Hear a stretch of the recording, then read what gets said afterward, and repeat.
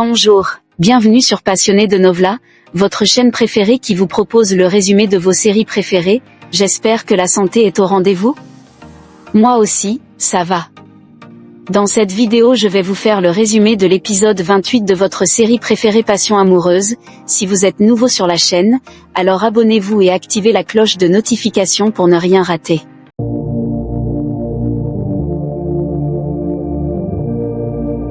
Prem exprime son refus catégorique de danser avec Tejaswini Mehta pour une compétition universitaire. Il insiste sur le fait que sa participation est motivée par le désir de préserver la réputation de l'université, mais il refuse de se joindre à Tejaswini, qu'il ne souhaite pas avoir comme partenaire. Il demande au professeur de déchirer le papier où son nom est inscrit et de transmettre son refus à Tejaswini, en lui suggérant de trouver un autre partenaire. Le professeur, après avoir entendu la demande de Prem, informe les autres participants qu'ils peuvent commencer leur répétition et accorde à Tejaswini un délai de 2 jours pour trouver un nouveau partenaire de danse, soulignant qu'elle ne pourra pas participer seule au concours. Tejaswini accepte le délai et se prépare à relever le défi. Tejaswini, tout en jouant au basket, repense aux paroles de Prem qui a catégoriquement refusé de danser avec elle et a demandé au professeur de déchirer le papier sur lequel son nom était inscrit. Elle se souvient aussi de l'avertissement du professeur lui accordant un délai de 2 jours pour trouver un nouveau partenaire de danse. Arjun, voyant Tejaswini perdue dans ses pensées, lui demande si elle envisage aussi de participer à un concours de basket. Tejaswini répond qu'il n'y a rien de grave et admet qu'elle joue simplement pour se distraire. Arjun, montrant une intention sincère d'aider, lui propose son assistance pour trouver un partenaire de danse, même s'il n'a pas été sollicité directement. Il lui suggère également de mettre en place une chorégraphie pendant qu'elle cherche un partenaire. Tejaswini est enthousiasmée par l'idée et reconnaît l'importance de remporter le concours. Arjun, se montrant pragmatique, lui dit de le retrouver dans 1 heure à la salle de répétition pour commencer à travailler sur la chorégraphie, insistant sur le fait qu'il ne faut pas perdre de temps. Tejaswini accepte avec gratitude et se prépare à travailler avec Arjun pour maximiser ses chances de succès au concours. Plus tard, Arjun et Tejaswini commencent leur session de danse. Arjun, en tant que danseur expérimenté, guide Tejaswini à travers des pas de danse faciles, lui rappelant l'importance de l'échauffement. Tejaswini, impressionnée par ses compétences, remarque qu'il semble si compétent qu'elle se sent presque novice à ses côtés. Arjun explique que les pas deviendront plus compliqués et que c'est là qu'on pourra juger du véritable niveau de danse. En discutant, Tejaswini fait une remarque amusante sur le vocabulaire d'Arjun, le trouvant inhabituel pour un garçon. Arjun répond avec humour et ils échangent des plaisanteries sur le passé et leur première rencontre, où Arjun avait été particulièrement arrogant. Lorsque Tejaswini demande une démonstration plus détaillée des pas, Arjun accepte de lui montrer étape par étape. Soudain, Prem arrive, saisit Tejaswini et commence à danser avec elle, affirmant que l'enseignement doit être inoubliable. Après leur performance, tout le monde applaudit. Arjun félicite Prem pour sa superbe danse et lui demande pourquoi il refuse de participer au concours universitaire s'il danse aussi bien. Prem, sans répondre, quitte la salle de danse. Plus tard, Tejaswini discute avec Prem au sujet des étendards pour le festival. Prem lui reproche de ne pas avoir accompli les tâches nécessaires et de se concentrer uniquement sur les affiches, dénigrant les autres aspects du festival comme la décoration, les invitations, et les lumières. Tejaswini défend son travail, affirmant qu'elle a presque terminé toutes les tâches assignées et qu'elle n'a pas besoin de la leçon de Prem sur la gestion de son temps. Prem, visiblement en colère, l'interroge sur sa participation au concours de danse et lui reproche de négliger ses responsabilités pour se concentrer sur la danse. Il exprime des doutes sur ses motivations, insinuant qu'elle est attirée par la récompense financière du concours. Tejaswini réplique avec fermeté, expliquant que, contrairement à lui, elle comprend la valeur de l'argent parce qu'elle a vu sa mère travailler dur pour le gagner. Elle rejette les insinuations de Prem, affirmant qu'elle mérite chaque roupie qu'elle pourrait gagner et qu'elle travaille dur pour ses objectifs. Elle conclut en disant qu'il est difficile pour quelqu'un qui a tout obtenu facilement de comprendre la valeur du travail acharné, puis quitte la salle de classe. Prem, seule, est profondément perturbée par les paroles de Tejaswini qui résonnent dans sa tête. Ces mots, Monsieur Prem Singh Rathore, dépenser l'argent n'est pas mal, mais il nous faut le mériter. Et la personne qui peut comprendre cela est celle qui a travaillé pour gagner chaque roupie qu'elle possède, tourne en boucle dans son esprit. Arjun, enthousiaste, consulte quelque chose sur son téléphone et s'exclame « Super ! C'est incroyable ! C'est pas son super. Il va falloir que je les montre à Tejaswini. » Alors qu'il descend les escaliers pour la retrouver, il perd l'équilibre et tombe, se blessant à la jambe. Dharam est plongé dans ses pensées, tourmenté par les conflits causés par son fils Prem. Il s'inquiète des troubles que son fils provoque et semble désemparé, appelant à l'arrêt des problèmes. Deep, son frère, lui fait remarquer que ces conflits résultent des actions passées de Dharam et continuent d'affecter la famille. Sarla, en essayant de calmer Dharam, lui rappelle que Deep l'aime beaucoup et exprime sa confiance en lui. Elle assure que les choses s'amélioreront, en particulier pour Prem, une fois qu'il aura une partenaire qui prendra soin de lui. Plus tard, Tejaswini découvre Arjun blessé à la jambe et lui demande ce qui s'est passé. Arjun explique qu'il s'est fait une petite entorse, ce qui pourrait prendre un mois pour guérir, et s'excuse pour ne pas pouvoir aider comme prévu. Tejaswini le rassure en lui disant que les concours sont fréquents et qu'il ne faut pas se décourager. Elle lui assure que tout ira bien et lui demande de prendre soin de lui avant de partir pour continuer son travail. Arjun, bien que déçu, accepte les encouragements de Tejaswini et lui souhaite au revoir.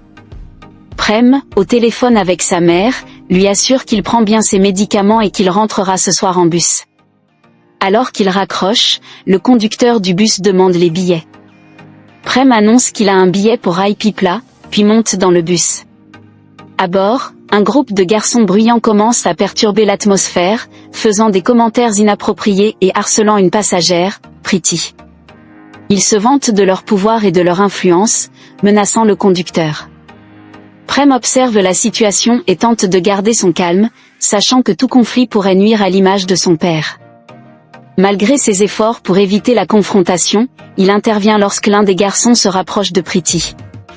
En tentant de protéger Preeti sans provoquer une escalade de violence, Prem lui conseille de s'asseoir près de la fenêtre pour sa sécurité et met l'homme en garde de manière calme mais ferme.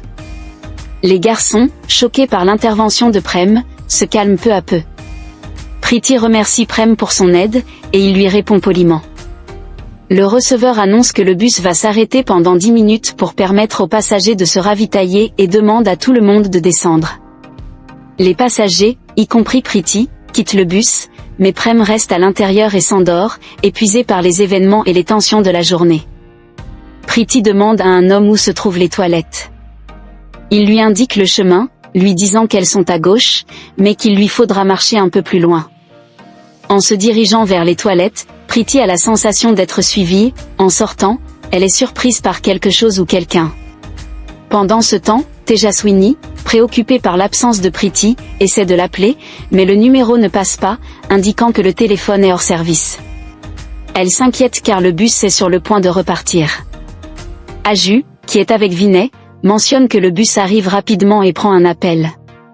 C'est Tante Sharda qui l'appelle, et Aju lui explique qu'ils sont à l'arrêt d'autobus, précisant que le bus n'est pas encore parti.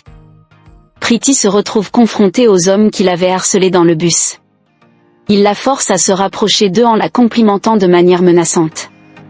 Elle les supplie de la laisser partir, mais leurs avances deviennent de plus en plus agressives. L'un des hommes sort un couteau et la menace, disant qu'il l'enfoncera si elle ne reste pas calme.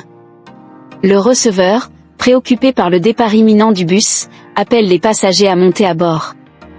Il annonce que le bus est sur le point de partir et encourage tout le monde à monter rapidement. Tejaswini appelle Oncle Hitesh pour savoir dans quel bus Preeti avait été montée. Oncle Hitesh confirme qu'il l'a aidé à monter dans le bus qui est parti plus tôt dans la soirée.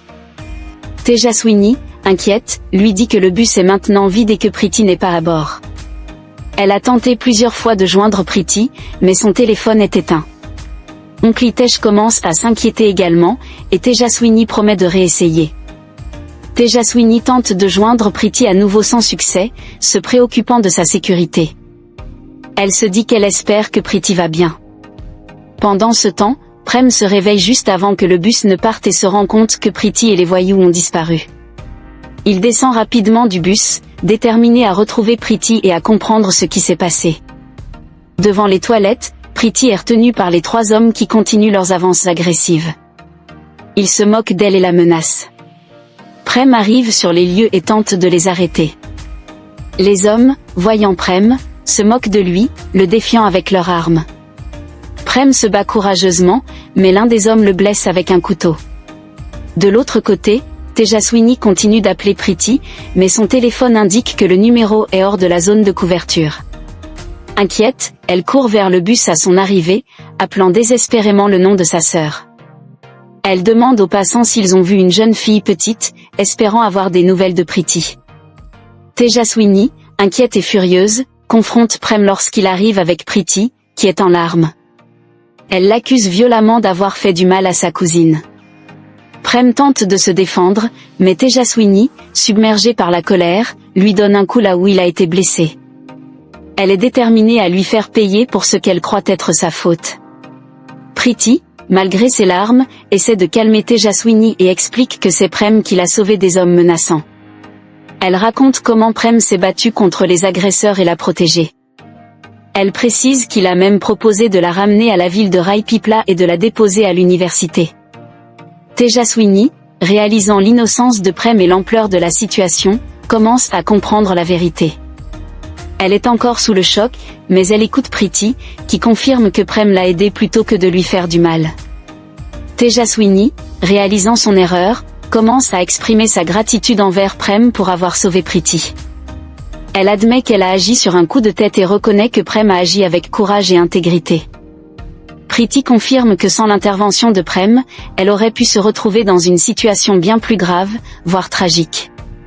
Tejaswini, touchée par les paroles de Pretty et par la gravité de la situation, décide d'aller au commissariat pour porter plainte contre les agresseurs.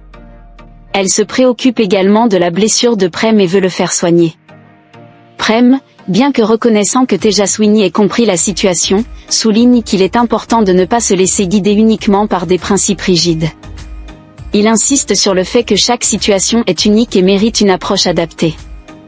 Tejaswini, cependant, reste déterminée à faire valoir la loi et à veiller à ce que les coupables soient tenus responsables de leurs actes. C'est la fin de l'épisode. Merci d'avoir regardé, n'oubliez pas de vous abonner.